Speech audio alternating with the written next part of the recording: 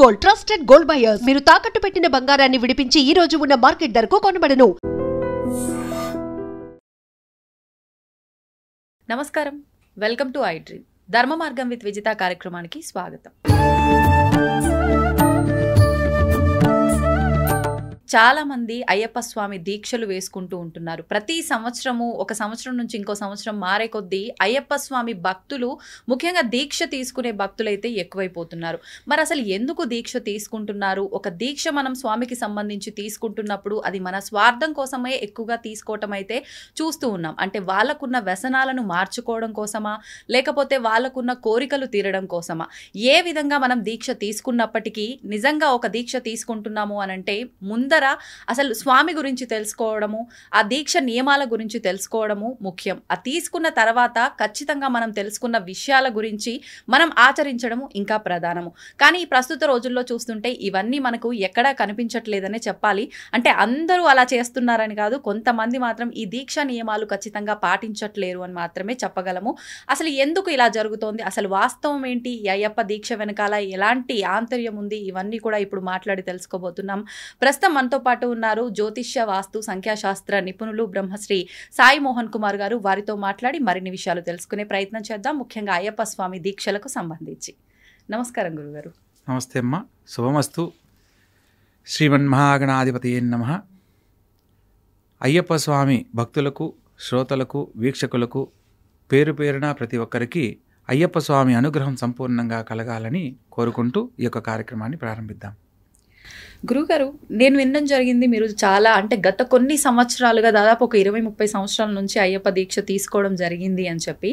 అంటే ప్రస్తుతం చూస్తున్నాం, ఒక 4 సంవత్సరాలు 5 సంవత్సరాలు దీక్ష తీసుకున్నారు అని అంటే ఇంకంతా మాకు తెలుసు, మేము ఒక గురుస్వామి కిందట మేము ఇప్పుడు ఉన్నాము అని చెప్పి నిజంగా ఒక గురుస్వామి హోదాలో ఉన్నారు అని అంటే వాళ్ళ దగ్గర ఉండే ఆ నిదానం కానివ్వండి, ఆ జ్ఞానం కానివ్వండి ప్రజలకు ఉపయోగపడేలా ఉండాలి. కానీ అలాంటి గురుస్వాములని ఇప్పుడు చాలా తక్కువగా చూస్తున్నాం. మీరు ఇన్నిసార్లు మాల వేసుకున్నారు, మరి ఇన్నిసార్లు దీక్ష తీసుకున్నారు, మీ దగ్గర నాకైతే ఆ ఒక యాటిట్యూడ్ అనేది ఎక్కడా కనిపించలేదు. అసలు ఎన్నిసార్లు మీరు మాల వేసుకోవడం జరిగింది? ఇప్పటికమ్మా నేను మొట్టమొదట నాకు 11వ ఏట నేను అయ్యప్ప దీక్షను ప్రారంభించాను. ఇప్పటికీ లాస్ట్ ఇయర్ తోటి 31 సంవత్సరం నా యొక్క దీక్ష పూర్తయింది. అందులో 18 సార్లు పెద్ద పాదంలో స్వామివారి దర్శనానికి వెళ్ళడం జరిగింది. మిగిలినవి మండల పూజలకు, కొన్ని మెట్ల పూజకు వెళ్ళడం జరిగింది. స్వామివారి అయ్యప్ప దీక్షలో ప్రతి సంవత్సరం నేను ఒక కొత్త అనుభూతిని, కొత్త అనుభవాన్ని తెలుసుకుంటూ ఉన్నాను. అందువల్ల ఆ స్వామి మీద ఉన్న నాకున్న భక్తికి, ఒకటి మధ్యలో మా నాన్నగారు 2003లో కాలం చేశారు. ఆ సందర్భంలో ఒకసారి దీక్ష వేసుకోలేకపోయాను. కోవిడ్ టైంలో కొన్ని షరతుల కారణంగా ఒకసారి వెళ్ళలేకపోయాను. ఇప్పటికీ 31 సంవత్సరం పూర్తి చేసిన కాలంలో అయ్యప్ప స్వామి వారి గురించి నేను తెలుసుకున్న అంశాలలో ప్రతి ఒక్కరూ ఇంకా తెలుసుకోవాల్సింది ఎంతో ఉంది.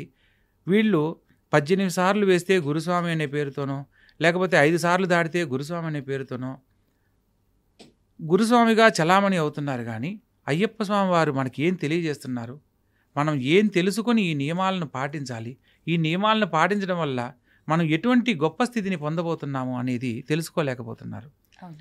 సో ఈ విషయాన్ని నా అనుభవంలో వివరంగా నేను తెలుసుకున్నది ప్రతి ఒక్కరికి తెలియజేసి, ప్రతి ఒక్కరిని మార్గంలో వాళ్ళు ఎంచుకొని దీక్ష తీసుకునే సందర్భాలలో ఖచ్చితంగా ఒక నియమాన్ని ఆచరిస్తారనేది నేను సంకల్పంగా చెప్పగలను.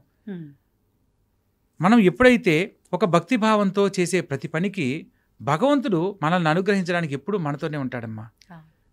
ప్రస్తుత కాలంలో ప్రతి ఒక్కరూ వారి వారి అవసరాల నిమిత్తం ఏదో ఒక కోరికతో మనం ఈ పూజ చేస్తే మనకి ఈ ఫలితం వస్తుంది అని అంటే చేస్తారు, కానీ లేదంటే అసలు ఏది చెయ్యరు. అవునండి, ఖచ్చితంగా. ఎందుకంటే లక్ష్మీదేవి పూజకు మన ధనత్రయోదశి వచ్చింది.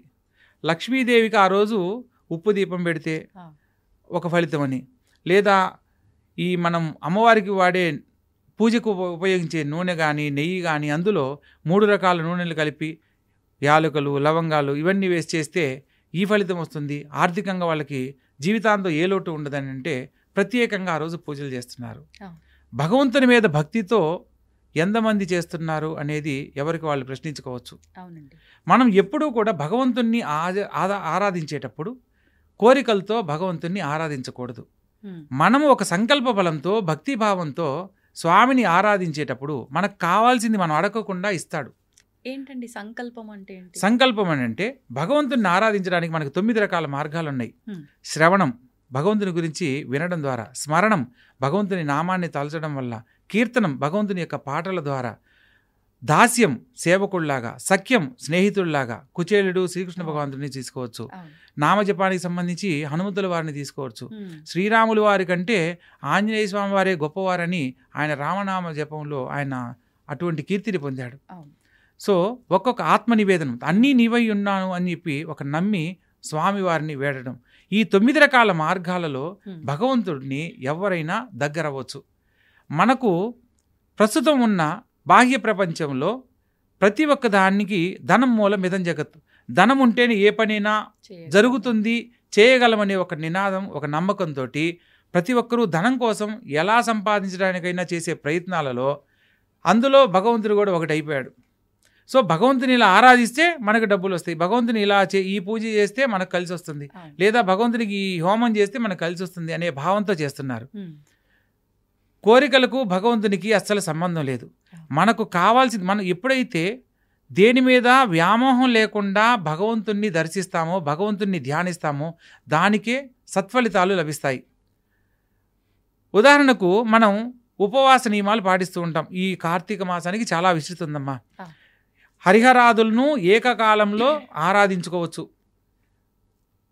శివునికి సంబంధించి ఈ యొక్క కార్తీక మాసానికి ఎంత ప్రాధాన్యత ఉందో, కేదారేశ్వర స్వాముల వ్రతాలు, నోములు ఎలా అయితే ప్రాధాన్యతగా ఆచరిస్తారో, విష్ణువుకు సంబంధించిన మాసంగా కూడా దీన్ని ఆరాధిస్తారు.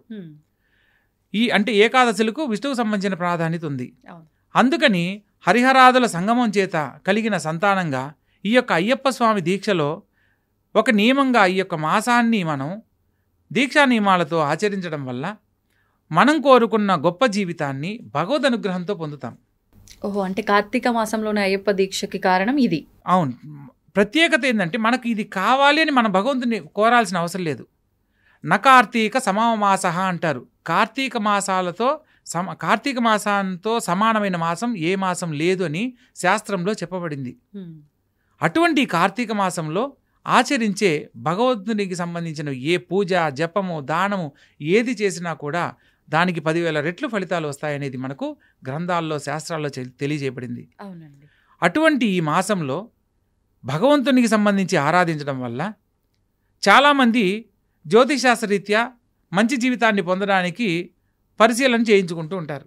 ఆ సందర్భంలో శని భగవంతుని యొక్క ప్రభావం తీవ్రంగా ఉన్నప్పుడు లగ్నంలో కానీ, ద్వితీయంలో కానీ, చతుర్థం కానీ, అర్ధాష్టమం ఉంటారు, అష్టమ శని కానీ, సప్తమ శని కానీ, ఇలా శని భగవంతుని యొక్క పరిస్థితులు జాతకంలో నడుస్తున్నా, ఏళ్ళనాటి శని ప్రభావంతో ఇబ్బంది పడుతున్నా వాళ్ళందరూ ఈ యొక్క అయ్యప్ప స్వామిని ఆరాధించడం వల్ల అనేక రకాల సమస్యల నుంచి బయటపడతారు అనేది ఈ అయ్యప్ప స్వామి వారి చరిత్రలో చెప్పబడింది. ఇక్కడ శని భగవంతునికి సంబంధించి అయ్యప్ప స్వామికి సంబంధించి సంబంధం ఏంటి అని మనకు సందేహం కలగాలి. అవునండి.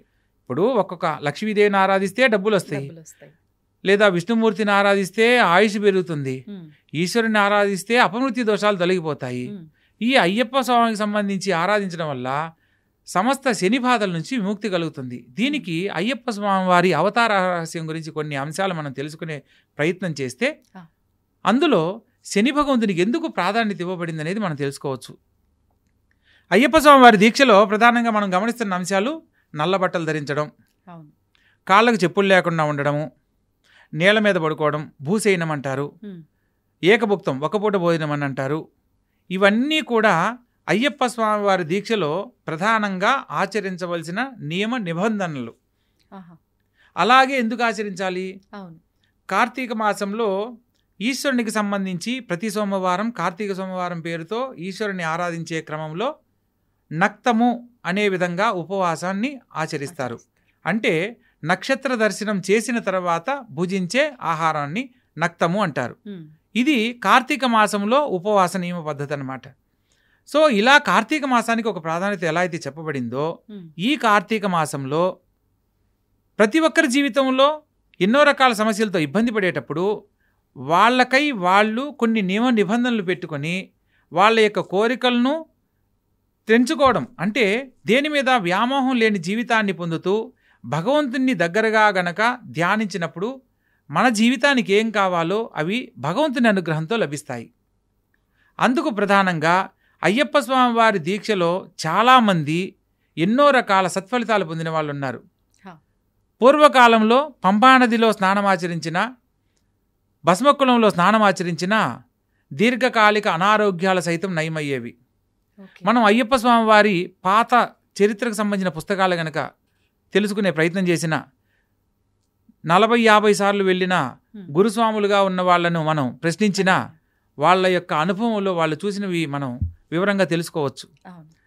స్వామివారి పూజకు మొత్తం అంతా కూడా తాంత్రిక విధానంలో జరుగుతుంది. అయ్యప్ప స్వామి పూజ అంతా, అయ్యప్ప స్వామి పూజ మొత్తం తాంత్రిక విధానంలో జరుగుతుంది. ఎందుకనండి? ఇక్కడ మన సాంప్రదాయంలో మంత్రము, యంత్రము అనేది ఎంత ప్రామాణికమో అక్కడ తాంత్రికం అనేది, తంత్రశాస్త్రం అనేది అంత ప్రామాణికం అన్నమాట. మనం ఆచరించేది సాత్విక రూపంలో, ఇదంతా దక్షిణాయనము, ఇట్లా ఇలాంటి పూజలు అంటుంటారు. మరి అవి తాంత్రికము అనంటే దక్షిణ అంటే ఆచరించే విధానంలో తాంత్రిక పద్ధతిని ఆచరిస్తారనమాట. ముద్రల ద్వారా స్వామిని ఆవాహన చేస్తారు. మనకు మంత్రం అంటారు, మననాత్ర అయితే ఇది మంత్ర అంటారు. ఒక అక్షరాన్ని పదే పదే చదివితే అది మంత్రం అవుతుంది. ఓం నమ శివాయ అనేది శివ పంచాక్షరి మంత్రం, ఓం నమో నారాయణాయ అష్టాక్షరి మంత్రం. అట్లా ఒక్కొక్క భగవంతునికి సంబంధించి ఒక్కొక్క నామాన్ని మనం పదే పదే చదవడం వల్ల ఆ మంత్రం అనేది మంత్రంగా మారి దానికి ఒక విశిష్టత వల్ల ఆ మనిషి జీవితానికి ఏదైతే కావాలనో అవి సంపూర్ణంగా లభిస్తాయి. ఇక యంత్ర పద్ధతిలో మంత్రం చదవలేని వాడి గురించి ఒక యంత్రానికి శక్తిని ధారపోసి ఆ యంత్రాన్ని పూజించడం వల్ల ఏ కుటుంబ సభ్యులు పూజిస్తారో వారికి కావాల్సిన అన్ని రకాల సకల భోగభాగ్యాలను పొందవచ్చు. ఇక మూడవది తంత్రం, తర్పణాత్రాయితే ఇది తంత్ర అంటారు. దీనికి మంత్రం అనేది ఉండదమ్మా. భగవత్ప్రీతికి సంబంధించింది ఏదైనా కూడా మనము తాంత్రిక విధానంలో ఆచరించే వాటికి త్వరగా ఫలితాలు వస్తాయి. ఉదాహరణకు పితృదేవతలు, మన పెద్దవాళ్ళకి సంబంధించిన ఏదైనా కర్మకృతువులు చేసేటప్పుడు యజ్ఞయాగాది కృతువులు ఎన్ని చేసినా చివరిలో పిండ ప్రధానం అనేది నీటిలో ఇలా వదులుతారు. తిలలతో ఏర్పాటు చేసిన ప్రసాద నైవేద్యాన్ని పితృదేవతలకు అర్పిస్తారు. సో అలా చేయడం వల్ల పితృదేవతలకు అది నేరుగా చేరుతుంది, వారికి స్వర్గారోహణ ప్రాప్తి కలుగుతుంది. ఆ యొక్క కుటుంబ సభ్యులకు పితృదేవతల ఆశీస్సులు లభిస్తాయన్నమాట. ఇక్కడ యజ్ఞయాగాది కృతులు ఎన్ని చేసినా చివరిలో తర్పణ సిద్ధాంతంలో ఆచరించిన విధానానికే ప్రాధాన్యత ఉంటుంది. ఇప్పుడు ఉదాహరణకు ఒక బ్రాహ్మణుడు నేరుగా వచ్చి దక్షిణ తీసుకున్నాడు అనుకోండి, అంటే వాయనం ప్రకారం మీరు ఇచ్చింది ఆయన తీసుకుంటున్నాడు అనుకోండి, మహా అంటే మీరు ఎంత ఇస్తారమ్మా దక్షిణ? ఎంత? 116లో ఒక 500, 1000 రూపాయలు అనుకుందాం, 1000 రూపాయలు ఇస్తారు. అదే ఒక బ్రాహ్మణుడికి నెల మొత్తం జీవితం గడవాలి అంటే మీరు ఇచ్చిన 1000 రూపాయలతో జరిగిపోతుందా? సో శాస్త్ర ప్రామాణికంగా కొన్ని మంత్రాల రూపంలోనూ, యజ్ఞాల రూపంలోనూ, యాగాల రూపంలో ఇక్కడ మనం పితృకర్మలు ఆచరించినప్పుడు 10 మందికి భోక్తలుగా కూర్చోబెట్టి వాళ్ళకి భోజనం పెట్టాలి. మహేశ్వరులుగా కూర్చోబెట్టి భోజనం పెడతారు. అలాగా బ్రాహ్మణులకు ఆ కుటుంబ సభ్యుల వాళ్ళను మహేశ్వరులుగా భావించి చేస్తుంటారు. సో ఇటువంటి సందర్భంలో బ్రాహ్మణులకి అన్న సంతర్పణ అనేది ఏర్పాటు చేస్తే పితృదేవతలకు ఆత్మశాంతి కలుగుతుంది. సో ఇక్కడ పూజ అనే విధానంలో ఈ యజ్ఞయాగాది క్రతువులు కూడా చేసినప్పుడు వాటికి కావాల్సిన సమిధలు అయితేనేమి, యజ్ఞానికి సంబంధించిన వస్తువులు అన్నీ తెచ్చుకోవడానికి మహా ఉదాహరణకు 30-40 వేలు ఖర్చు కూడా ఏర్పడుతుంది. సో దానివల్ల ఒక బ్రాహ్మణుడికి మనం సంపూర్ణంగా వారి యొక్క జీవన విధానానికి మనం సహాయం చేసిన వాళ్ళం అవుతాం. వాళ్ళు సంతృప్తిగా తీసుకొని వాళ్ళు ఏదైతే ఆశీర్వచనం చేస్తారో పితృదేవతల ఆశీస్సులు కూడా మనకు లభిస్తాయి. ఈ సాంప్రదాయంలో దీన్ని ఆచరించేవాళ్ళు. సో తాంత్రిక విధానంలో యజ్ఞం చేస్తున్నారనుకోండి, శని భగవంతుని ప్రీతికరమైన యజ్ఞం చేసేటప్పుడు నువ్వులు అందులో హవనం చేస్తూ ఋత్విక్కులు యాగం చేయడం జరుగుతుంది. అదేవిధంగా గణపతికి సంబంధించి అనుకోండి, చెరుకు బెల్లం వేస్తూ ఉంటారు. సో అమ్మవారికి సంబంధించినవి ఏదైనా ప్రత్యంగిర అమ్మవారు అనుకోండి, మిరపకాయలతో హవనం చేస్తారు. సో ఒక్కొక్క గ్రహప్రీతికి సంబంధించిన ధాన్యంతో హవనం చేయడం వల్ల మనం ఆ యొక్క సత్ఫలితాలు పొందుతున్నాము అంటే తాంత్రిక విధానంలో అది త్వరగా లభిస్తుంది. అంటే ఇది కూడా దాంట్లో తాంత్రిక విధానం అనమాట. సో అట్లా అయ్యప్ప స్వామివారి పూజలన్నీ కూడా మంత్ర ఉచ్చారణ లేకుండా ముద్రలతోటి స్వామివారిని ఆవాహన చేయడము, స్వామివారికి చేయవలసిన షోడశ ఉపచారాలన్నీ ఆ పద్ధతిలో చేయడం జరుగుతుందన్నమాట. ఇది కేరళ సాంప్రదాయం. కానీ మీరు చెప్పినట్టుగా ముద్రల రూపంలో అంటే ఏమో ఎక్కడ చూసినట్టే అనిపించలే. అంటే ఇప్పుడు దీక్షలు తీసుకున్న అయ్యప్ప భక్తులు ఈ ముద్రల రూపంలో స్వామిని ధ్యానిస్తున్నట్టయితే ఎక్కడ చూసినట్టు. అయితే మన కేరళలో ఉన్న అర్చకులు వేద పండితులు ఎవరైతే ఉన్నారో వాళ్ళని మనం పూజకు పిలిచి ఇక్కడ చేయించే విధానంలో వాళ్ళంతా ముద్రలతోనే చేస్తారమ్మా. ఇప్పుడు ఉదాహరణకు శివలింగ ముద్ర అంటారు. ఇది ఈ మధ్యలో శివలింగాకారము, ఈ చుట్టూ అయిందంటే ఇది పానవట్టం లాగా ఈశ్వరుని. అవునమ్మా, ఇది శివలింగం లాగా, ఇవి పానవట్టం లాగా. సో ఇలా ఈశ్వరుడి ముందు గనక మనం ధ్యానించినట్లయితే ఈశ్వరానుగ్రహాన్ని త్వరగా పొందుతాం. లేకపోతే అనుగ్రహించడని కాదు, ముద్రల ద్వారా తాంత్రిక విధానంలో ఇది ఒక పద్ధతి. ఇప్పుడు మనం ఓం నమస్తే అస్తు భగవాన్ విశ్వేశ్వరాయ మహాదేవాయ త్రయంబకాయ త్రిపురాంతకాయ త్రికాలాగ్ని కాలాయ కాలాగ్ని రుద్రాయ నీలకంఠాయ మృత్యుంజయాయ సర్వేశ్వరాయ సదాశివాయ శ్రీమన్మహాదేవాయ నమః అంటే ఈశ్వరుణ్ణి మనం ఆధీనంలో స్వామివారిని ధ్యానిస్తూ స్వామివారిని మనం వేడుకోవడం. ఎప్పుడైతే ఒక భక్తిభావంతో ఈశ్వరుడు అక్కడ శివలింగం లేకపోయినా పర్వాలేదు, ముద్రల ద్వారా నువ్వు ఆ యొక్క స్థితిని పొందవచ్చు. మీరు రీసెంట్లీ ఒకటి మిరా ఏదో సినిమా వచ్చింది కదా, దాంట్లో కూడా గత జన్మకు సంబంధించిన కొన్ని తెలుసుకోవడానికి ముద్రలను ఆధారం చేసుకొని చేయడం జరుగుతుంది. అవునండి, అవును. సో అమ్మవారిని ఆరాధించేటప్పుడు యోని ముద్ర ఇట్లా రివర్స్లో ఇలా పెట్టి అమ్మవారిని ధ్యానిస్తారు. ఒక్కొక్క ముద్రకి ఒక్కొక్క ప్రాధాన్యత ఉంది. సో ఆ యొక్క సిద్ధిని త్వరగా పొందవచ్చు. ఇప్పుడు అంటే ఈ యొక్క ఆచరణ విధానంలో ప్రాంతీయతను బట్టి కొన్ని మార్పులు అనేవి జరుగుతుంటాయి అన్నమాట. ప్రధానంగా మనం ఇప్పుడు అయ్యప్ప స్వామి వారి దీక్షా నియమాలలో ప్రధానంగా నల్ల బట్టలు ధరించాలి, ఏకభుక్తం భుజించాలి, భూసేనం చేయాలి, పరస్త్రీని మాత అని సంబోధించాలి. ఈవెన్ తన కుటుంబ సభ్యులైనా కూడా స్త్రీ ధర్మంలో మాత అనే సంబోధిస్తూ పలకాలి. ఇవన్నీ నియమాలు ఎందుకు పెట్టారనంటే అయ్యప్ప స్వామి వారి చరిత్రలో ఒకానొక సందర్భంలో అయ్యప్ప స్వామి భక్తుడు శని భగవంతుని యొక్క బాధలతో ఇబ్బంది పడుతూ ఉంటాడు. ఆ సందర్భంలో అయ్యప్ప స్వామి ఎందుకు నాయన నువ్వు ఇలా భక్తుల్ని పట్టి పీడించడము అని చెప్పి అడగడం జరుగుతుంది. ఆ సందర్భంలో ఎవరెవరి విధి ధర్మం ప్రకారము నాకు ఇచ్చిన ధర్మాన్ని నేను ఆచరిస్తున్నాను స్వామి అని అంటాడనమాట. అంటే ఏంటి నీ ధర్మము అని అంటే, యముడు మనిషి కాలం చేసిన తర్వాత తనకు విధించాల్సిన శిక్షలకు ఆయన ఎటువంటి అధికారం కలిగి ఉంటాడో, ఒక మనిషి జీవితంలో శని భగవంతునికి సంబంధించిన ఒక సమయంలో నేను అతన్ని ఇబ్బంది పెట్టాలి అనేది నాకు నియమింపబడిన విధానం. అందులో ప్రామాణికంగా నేను చేసే పనులు కోటీశ్వరుడుగా ఉన్నవాడిని కటిక దారిద్ర్యంలోకి తీసుకొస్తాను.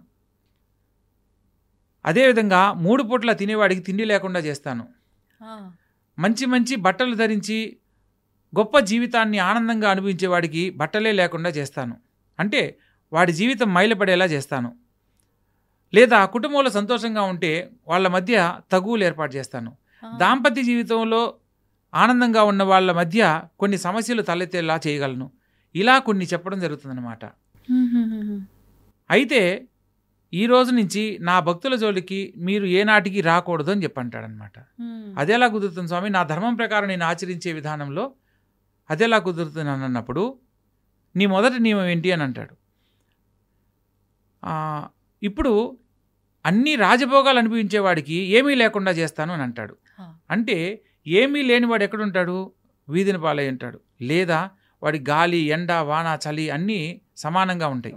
సో ఈ యొక్క కార్తీక మాసంలో విపరీతమైన చలి అనేది ఎక్కువగా ఉంటుంది.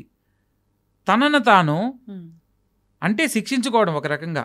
తెల్లవారుజామున బ్రహ్మముహూర్త సమయంలో లేచి చన్నీటి స్నానం ఆచరిస్తారు. ఇప్పుడు మంచి రాజభోగాలు అనుభవించేవాడు లేపినా లేవడు, 9 అయినా 10 అయినా లేపినా లేవడు. అటువంటి వాడిని నువ్వు తెల్లవారుజామున 3 గంటలు లేచి స్నానం చేయమంటే ఎవరు చేస్తారు? కానీ నీ మీద భక్తితో నన్ను ఆరాధిస్తూ ఇలా తెల్లవారుజామున లేచి బ్రహ్మముహూర్తంలో స్నానం ఆచరించడం జరుగుతుంది. రెండవ నియమము 3 పూట్ల తినేవాడికి తిండి లేకుండా చేస్తాను. తినే అవకాశం ఉన్నప్పటికీ కూడా వాడు 1 పూటే భోజనం చేస్తాడు అని చెప్పి అయ్యప్ప స్వామి చెప్పడం జరుగుతుంది. తరువాత రాజభోగాలు హంపశీల మీద చేయనించేవాడికి అవన్నీ లేకుండా చేస్తాను అని అంటాడు. ఎన్ని రాజభోగాలు అనుభవించే అవకాశం ఉన్నప్పటికీ భూసేనమే చేస్తారు, నేల మీద మాత్రమే పడుకుంటారు అని చెప్పని అంటాడు. రాజభోగాలు అనుభవించేటప్పుడు మనం పాదరక్షలు రకరకాలుగా ధరిస్తాం, కానీ మనల్ని మనం శిక్షించుకోవడం అంటే రాళ్లలో నడవడమే. ఇప్పుడు దారిద్ర్యంలో ఎదురవుడు అన్నీ ఉన్నప్పుడు మనం అన్నీ అనుభవిస్తాం, కానీ దారిద్ర్యానికి సంకేతం అన్నీ ఏమీ లేకపోవడం. సో ఉన్నా కూడా వాటిని వదులుకోవడం, మనల్ని మనం శిక్షించుకోవడం. సో అలా పాదరక్షలు లేకుండా నడవడం చేస్తారు అని చెప్పని అయ్యప్ప స్వామి చెప్పడం జరుగుతుంది. ఆ తర్వాత దాంపత్య జీవితంలో గొడవలు ఏర్పాటు చేస్తానని అంటాడు. అయితే కళ్యాణ జీవితంలో ఉన్నవాళ్ళు, పెళ్ళైన వాళ్ళు, వివాహితులైన వాళ్ళు కూడా నా యొక్క దీక్ష తీసుకున్న వాళ్ళు బ్రహ్మచర్య వ్రత దీక్షను ఆచరిస్తారు అని అంటాడు. పైగా తన భార్య అయినా సరే కుటుంబ సభ్యులందరినీ మాతా అని సంబోధించడం జరుగుతుంది అని చెప్పి చెప్పడం జరుగుతుంది అనమాట. తదుపరి అన్ని భోగాలు అనుభవించేవాడికి ఏమీ లేకుండా చేస్తాను అని అంటాడు. సో దేని మీద వ్యామోహం లేకుండా నిత్యము నా నామస్మరణతోనే కాలాన్ని గడుపుతూ ఉంటారు అని చెప్పేసి చెప్తారనమాట. ఇలా గనక నీ భక్తులు గనక ఆచరిస్తే నీ భక్తుల జోలికి నేను ఏనాటికి రాను అని చెప్పి శని భగవంతుడు చెప్పడం జరుగుతుంది. అప్పటి నుంచి అది ఆచారంగా మనము ఇప్పుడు కూడా దాన్ని ఒక నియమ నిబంధనలో ప్రత్యేకంగా ఆచరించడం జరుగుతుంది. ఇప్పుడు మీరు చెప్పినట్టుగా లాస్ట్ 2 నామజపము బ్రహ్మచర్యము అయితే దీక్షలో ఉన్న వాళ్ళు పాటిస్తున్నారనే చెప్పాలి. కానీ మిగతా ముందర చెప్పినవి మాత్రం అంటే భోగాలు అనుభవించటము, పాదరక్షలు లేకుండా తిరగటము, ఒక పూట తినటము, ఇలాంటివి అయితే ఎక్కువగా చేస్తున్నట్టుగా అనిపించట్లేదు. అంటే నిజంగా దీక్షలో ఉంటే ఇవి ఖచ్చితంగా పాటించాల్సిందే అన్నప్పుడు ఎందుకు పాటించట్లేదు అంటారు? ఇక్కడ ఏంటంటే అమ్మా, చెప్పేవాళ్ళు ఫర్ ఎగ్జాంపుల్ ఉదాహరణకు చిన్నపిల్లలకు దీక్ష నియమాలు, చిన్నపిల్లలకు కూడా మాకు బాబు పుడితే అయ్యప్ప స్వామి మాల వేస్తామని చెప్పి మొక్కుంటారు. వాడికి 5వ ఏటో 6వ ఏటో వస్తుంది. 6వ ఏట మాల వేసి అయ్యప్ప స్వామి కొండకు తీసుకెళ్లే ప్రయత్నం చేసేటప్పుడు పెద్దవాళ్ళు మనమే ఒక పూట ఉండలేమని చెప్పి 2 పూటలు తింటే చిన్నపిల్లలు ఎలా ఉంటారు? ఏకభక్తంలో ఉండలేనప్పుడు వాళ్ళ కోసం పెట్టిన ఒక నియమం ఏంటంటే, పైగా వృద్ధాప్యంలో ఉన్న వాళ్ళు కూడా కొంచెం పెద్ద వయసు వాళ్ళు ఆకలికి తట్టుకోలేరు, వాళ్ళ కోసంగా పెట్టిన ఒక నియమంలో అల్పాహారం అని ఒక నియమాన్ని పెట్టారు. అల్పము అని అంటే తినే దాంట్లో వండినవి ఉడికినవి కాకుండా మనం ఏదైనా తినాలి. భగవత్ప్రీతికి సంబంధించి ప్రసాదం పెట్టిన ప్రసాదంగా తీసుకోవాలి. అంతేగాని ఇది బియ్యం రవ్వతో చేశారు ఉప్మా తినొచ్చు, ఇడ్లీ రవ్వతో చేశారు ఇడ్లీ తినొచ్చు అని చెప్పి చెప్పలేదు. మేము సాయంకాలం అల్పాహారం దోశ తిన్నాము, పొంగల్ తిన్నామని చెప్పి. ఇప్పుడు మనకు పంచ అమృతాలని ఉన్నాయమ్మా. పరమాన్నం బెల్లంతో చేసేవి, పాయసము, చిత్రాన్నము అంటే పులిహోర, దద్దోజనము, ఇవన్నీ అన్నంతో చేసేవి. ఇవి మహానైవేద్యాల కింద వస్తాయి. ఈ మహానైవేద్యాలను ఎప్పుడైనా పూజించవచ్చు అనేది చెప్పారు. అందుకని ఇప్పుడు ఏం చేస్తారు, దీక్షలో ఉన్నప్పుడు మహానైవేద్యాలుగా వీటిని మనం ప్రసాదంగా తీసుకోవచ్చు. ఇప్పుడు అది అన్నమైనప్పుడు ఇప్పుడు రాత్రిపూట భజనలు పెట్టి చాలా మంది ఏం చేస్తున్నారు, 18 రకాల ఐటమ్స్ పెడుతున్నారు. 18 మెట్లకు సంకేతాన్ని 18 పెట్టారు. అయ్యప్ప స్వామి మెట్లు 18 ఉన్నాయి కాబట్టి సరిపోయింది, లేకపోతే 57 అయితే 57 రకాలు చేసేవాళ్ళేమో.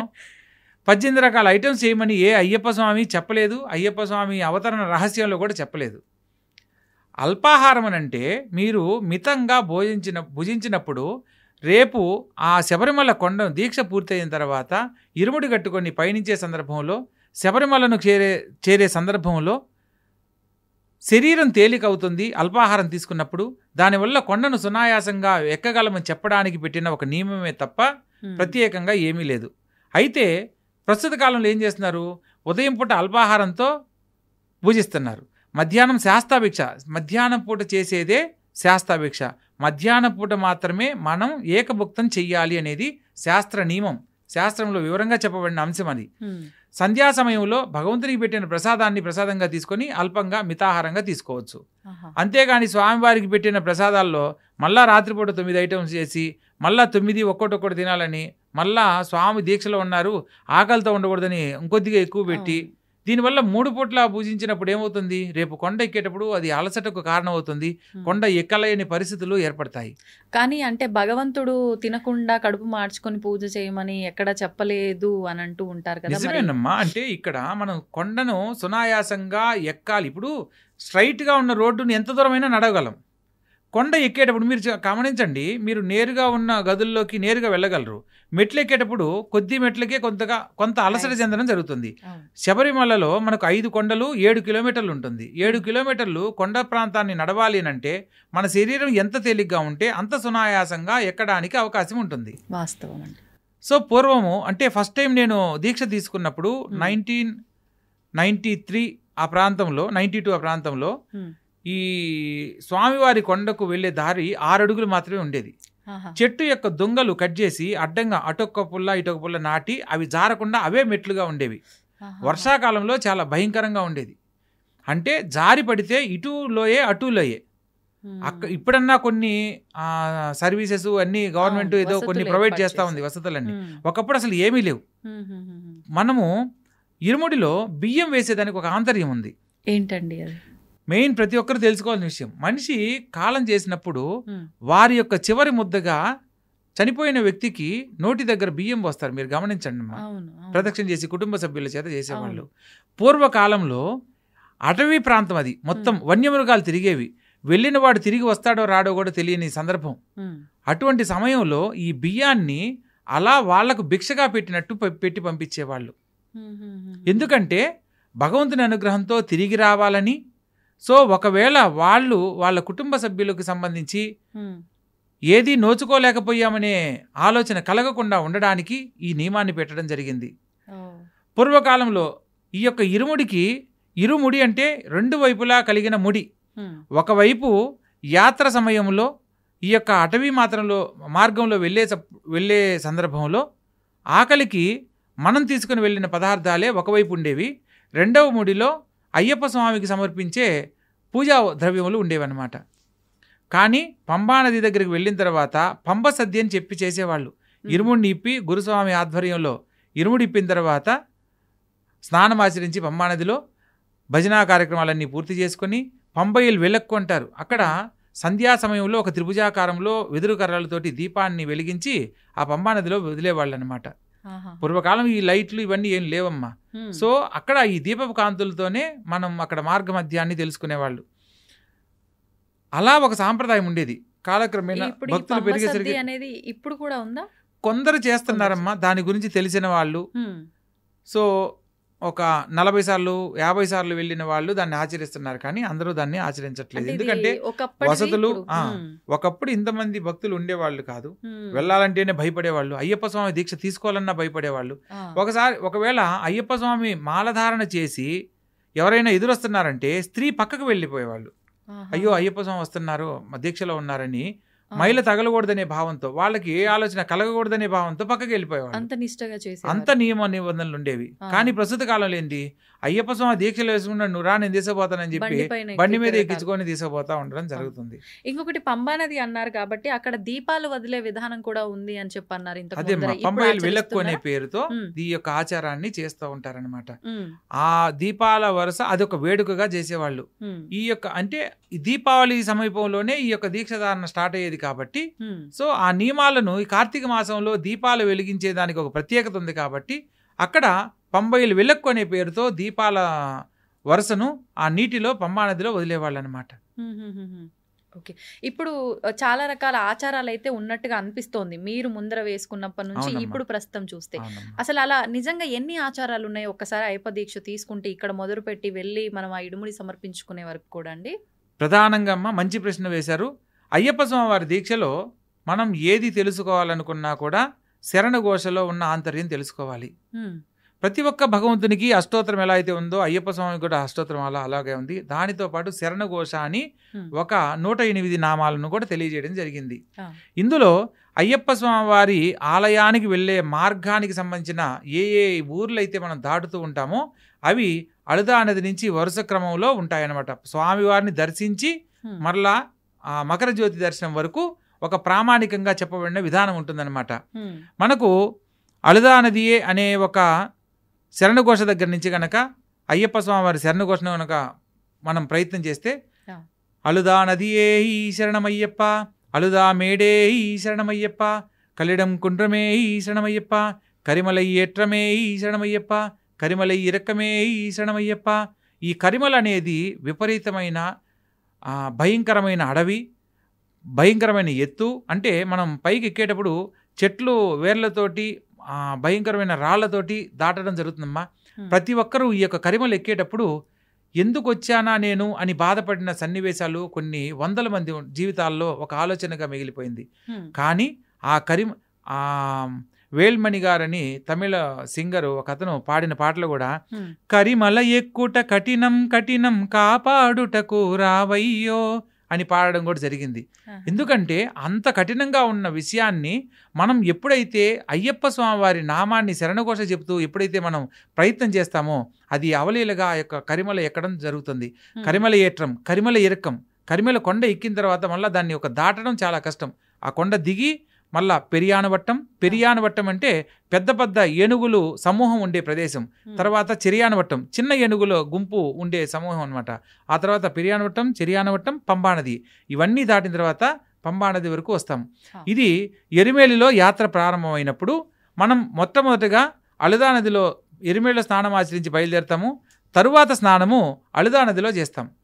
ఈ అళదా నదిలో స్నానం చేసి మరలా సంధ్యా సమయం స్నానానికి పంబానదికి వెళ్ళే విధంగా మనకు భగవంతుడు ఆ సమయాన్ని నిర్ధారణ చేసి వెళ్ళే మార్గ నిర్దేశకం చేయడం జరిగింది. పంబానదిలో స్నానం ఆచరించి మరలా ఇరుముడికి వాటన్నిటికీ పూజలు అవన్నీ చేసుకుని మరలా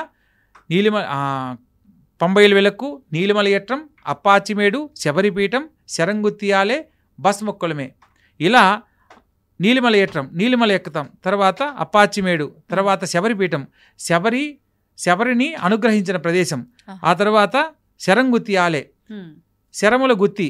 అయ్యప్ప స్వామి వారు పందల రాజుకు నాకు పలానా చోట ఒక ఆలయం కావాలని అడిగిన సందర్భంలో తను ఒక బాణాన్ని సంధించి ఈ బాణం ఎక్కడైతే సంధింపబడుతుందో అక్కడ తూర్పు భాగంలో నాకు ఆలయాన్ని నిర్మింపమని అడుగుతాడనమాట. అప్పుడు ఈ సంధించిన బాణం ఈ శరముల గుత్తి దగ్గర పడుతుంది. శరంగుత్తి అనే ప్రదేశంలో ఒక రావి చెట్టుకు ఈ యొక్క బాణం గుచ్చుకోవడం జరిగింది. ఇప్పటికి కూడా మొట్టమొదటిసారిగా వెళ్ళిన అయ్యప్ప స్వామి భక్తులందరూ కన్యస్వామి పేరుతో వెళ్ళే ప్రతి భక్తులు కూడా ఒక బాణాన్ని తీసుకుని వెళ్ళడము, ఈ యొక్క గుత్తి సమూహం, గుత్తి అంటే సమూహం, గుంపు అని వస్తుందన్నమాట. శరము అంటే బాణం, బాణాల గుత్తి, బాణాల సమూహం అని దాని ప్రదేశం అనమాట ఆ పేరు. సో ఈ కన్యస్వాములకు వెళ్ళిన వాళ్ళు బాణాలు అక్కడ గుచ్చి అక్కడి నుంచి స్వామివారి దర్శనానికి వెళ్ళాలి. అక్కడ నుంచి నేరుగా భస్మక్కులు వెళ్ళాలి. భస్మక్కులు వెళ్ళి అక్కడ స్నానం ఆచరించి ఆ తర్వాత 18 రావాలి.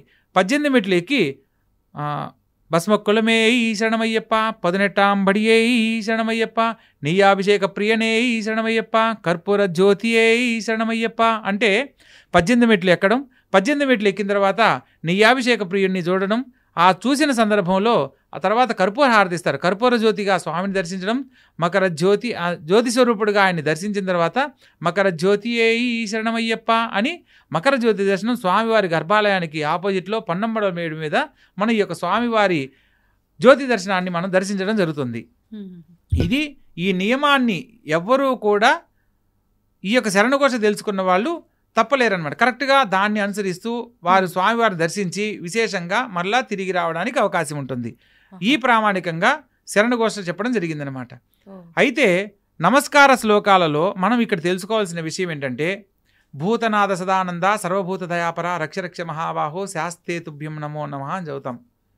అసలు భూతనాథుడు ఎవరు, అయ్యప్ప స్వామి ఎవరు, మణికంఠుడు ఎవరు, ధర్మశాస్త్ర ఎవరు అని అయ్యప్ప స్వామి వారి దీక్ష తీసుకున్న ప్రతి ఒక్కరికి ఏర్పడవలసిన సందేహం.